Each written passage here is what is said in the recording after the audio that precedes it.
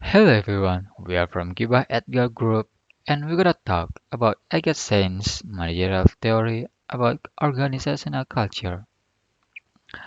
But before we're gonna jump to our talk, I would love to introduce you about our team member. First, Afif Muhammad Adventure. My matric number is 268256. Next, Muhammad Ihsan. His matric number is 268252. And last, Vicky Oktanov. His metric number is 268253. Here's our agenda about our talk. Part 1, Edgerson's profile. Part 2, management thinking according to Edgerson's scholar. Part 3, limitation and critique in Edgerson's organizational structure theory. Part 1, Edgerson's profile. Edgar Henry Sainz was born in Zurich 5th March 1928. He was a professor in MIT Sloan School of Management. His education started from PhD University of Chicago 1947 and took postgraduate program master degree psychology Stanford University 1947 and also took his PhD in social psychology in Harvard University 1952. Edgar Henry Sainz was famously known as his organizational structure. Start from artifact.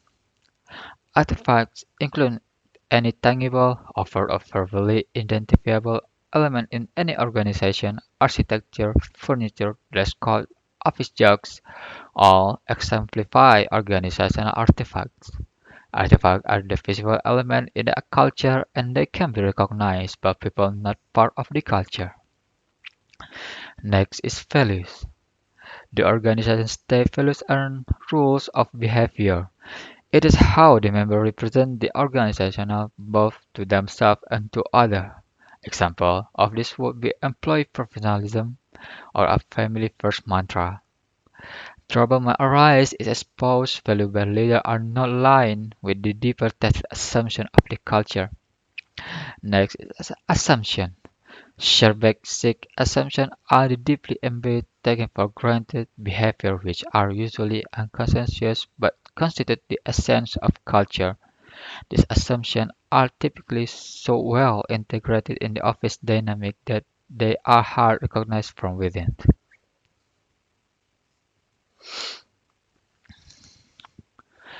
Agassiz applications on organizational culture change. It starts from 7 steps. Step 1. Unfreeze the present system by highlighting the threat to the organizations. Step 2. Articulate a new direction and a new set of assumptions, thus providing a clear and a new role model. Step 3. Fill key positions in the organization with new incumbents. Step 3. Systematically reward the adoption for new direction and punish adhere to new old direction. Step 5. Encourage members to adoption new behavior.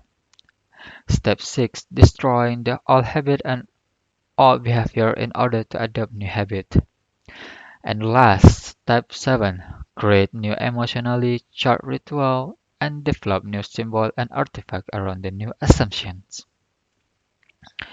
Here's the example of the combined adaptive sense model of organizational culture. It was Apple Corporation, Citibank, ExxonMobil, and Hewlett Packard. For the next session will be explained by Mama Ihsan. Mama Ihsan, time is yours. Okay, I will explain about part 2, management thinking according to Edgar Scholar. First, organizational structure. Artifact. Element in any organization, architecture, furniture, dress code, office jokes, all exemplify organizational artifacts. Artifacts are the visible element in a culture and they can be recognized by people not part of the culture. Next, value.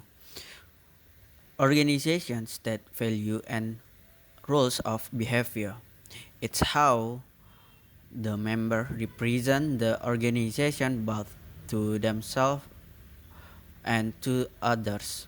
The example of this would be employee professionalism or a family first mantra. Trouble may arise is exposed value by leader are not in line with the deeper tacit assumptions of the culture. Third, this is about assumption. Third basic assumption are the deeply embedded taken for granted behavior which are usually unconscious but constitute the essence of culture. Their assumptions are typically so well integrated in the office dynamic that they are hard to recognize from within. Next, contribution in management thinking.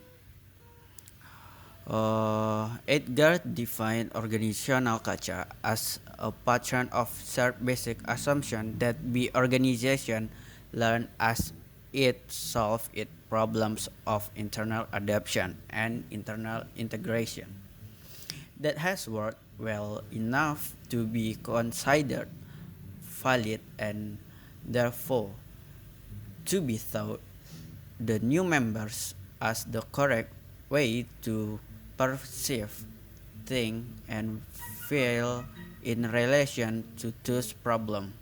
According Edgar, culture is the most difficult organizational attribute to change. Same model of organizational culture remain a lot of leader of organization the importance of organization culture in determining the organization performance and success. Edgar remind leader not to oversimplify the power of culture and must able to estimate the evolution of the culture. Leaders should not wait passively and react to the environment change. They should act proactively to anticipate the change and prepare well to handle the emergencies. After stabilizing the culture, the biggest challenge of the leader will be building the relationship between upper management level and the subordinates. And Edgar said, the world is becoming technologically complex, interdependent, and culturally diverse, which make the building of relationship more and more necessary to get things accomplished and the same time more difficult relations are the key to good communication. Good communication is the key to successful task accomplishment. And Edgar know that an individual working alone achieve little, thus building relationships and inspiring trust to each other is very crucial to make sure an organization achieve in productivity and goal.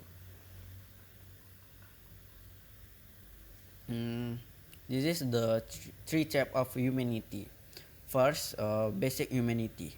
In traditional societies where status is ascribed by birth of or social position, humanity is not a choice but condition. One can accept it or reason it, but one cannot arbitrarily change it. In most culture, the upper class is granted an intrinsic respect based on the status one is born into. Well, I'll acknowledge that as human being, we want each other some basic respect and should act with some measure of civility. Second, optional humanity. In societies where status is measured by one's accomplishment and achievement, we tend to be humble and showing respect to the person who we think they have accomplished more than us. And last, here and now humanity. This type of the humanity comes into play when we find ourselves dependent on someone else. As the result, at least for the thing being, our status is inferior because we know that the other person has something or knows something we need. Okay, now I will explain about the limitation and critics in Edgar theory. So the first limitation is the imposition of a culture. By Morgan, point out that there may be ethical dilemmas because cultural leadership may be regarded as the imposition of a culture by leaders or another member of the organizations. The search for a monoculture may mean subordinating the values and beliefs of some participants to those of leaders of the dominant group. And then the second limitation are the insecurity of the emergence of a monoculture. The culture model may be unduly mechanistic, assuming that leaders can determine the culture of organizations. And so, by Morgan states that leaders cannot ensure the emergence of a monoculture despite they have influence over the evolution of culture by exposing desired values. And then the third limitation is the underestimation of elements. The organizational culture model focus on the symbols such as rituals and ceremonies.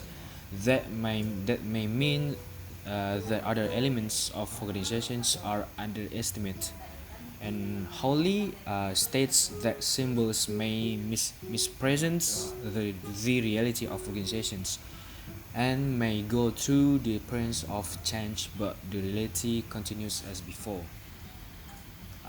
Then that is the limitation, and then the critics of this theory is scholar Avid Raz says challenges the Saints model of organizational culture based on two arguments.